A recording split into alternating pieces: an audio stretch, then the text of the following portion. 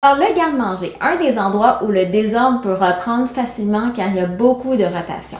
On achète des aliments, on en consomme, donc on se trouve à bouger beaucoup de choses de place et à essayer de faire entrer nos nouvelles emplettes.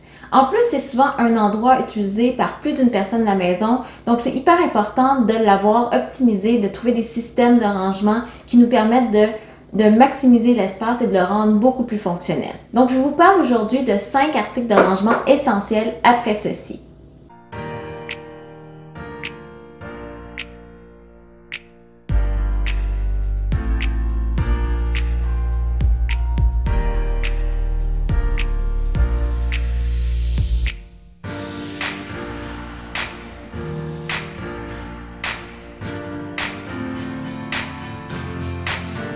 Salut, je suis Elisabeth, bienvenue sur notre chaîne SOS Rangement.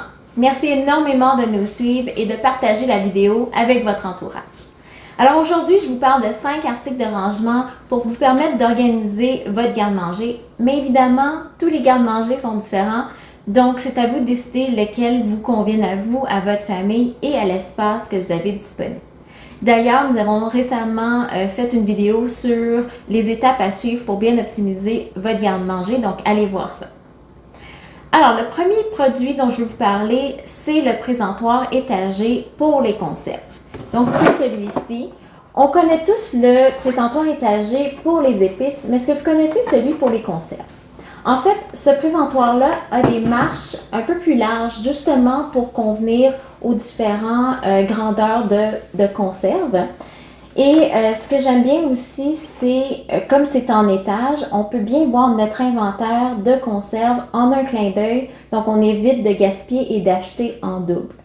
L'autre chose, c'est que ce présentoir-ci de la marque iDesign est aussi extensible, donc on peut vraiment l'ajuster par rapport à la tablette que nous avons. Donc vraiment, on vient optimiser l'espace de tablette. Ensuite, le plateau tournant. Donc, j'adore intégrer les plateaux tournants dans les garde-manger pour y ranger les huiles, les vinaigres, les sauces, les condiments. Comme ces plateaux tournent, bien, il est facile de prendre ce qu'on a besoin dans le garde-manger rapidement sans devoir tout déplacer.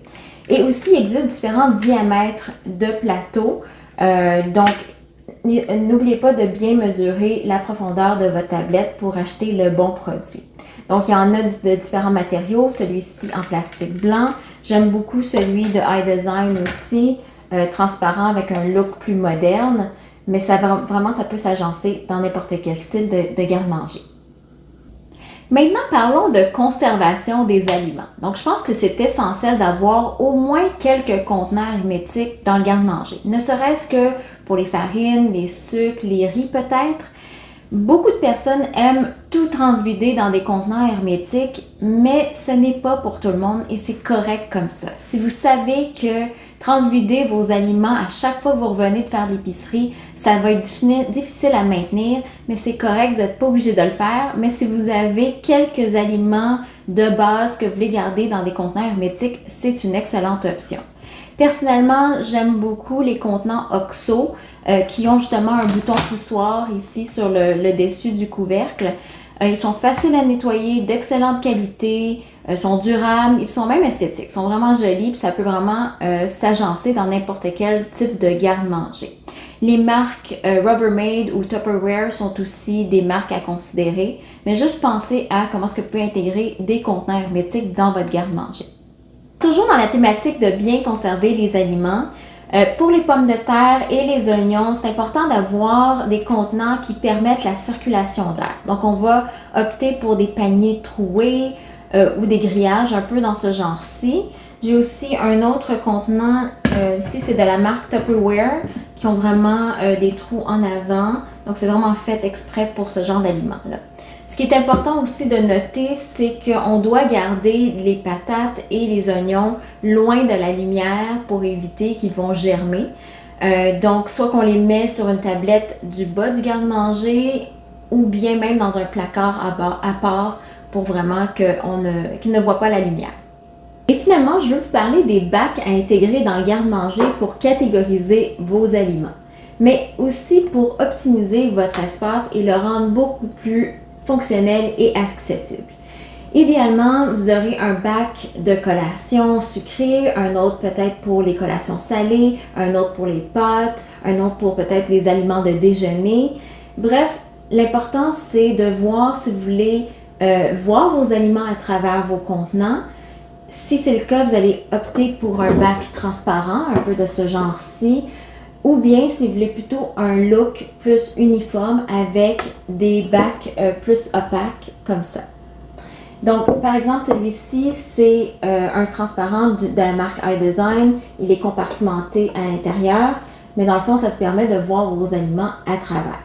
Si au contraire, vous optez pour des bacs opaques, ceux que je préfère de loin, c'est vraiment les bacs Barriera. Ils sont disponibles en 2 grandeurs. Ce que j'aime de ce genre de contenant-là, c'est qu'ils sont faciles à laver, ils sont en plastique rigide, donc ils sont vraiment très résistants.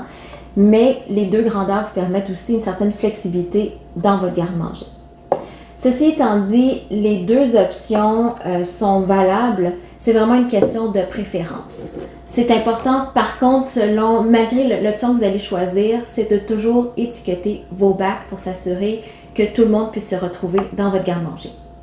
Alors, comme je disais au début, on n'a pas besoin d'avoir tous ces 5 articles de rangement pour avoir un garde-manger organisé et optimisé, mais ce sont des produits qu'on a testés à travers les années, soit chez nous, chez nos clients, et ça aide définitivement à garder un rangement optimisé et surtout durable. Justement, si vous avez besoin d'une organisatrice professionnelle, ça peut définitivement vous aider à repenser votre espace correctement. Si vous avez besoin de conseils en rangement, en organisation ou en productivité, nous sommes Stéphanie et Elisabeth, les passionnées de SOS Rangement. À bientôt!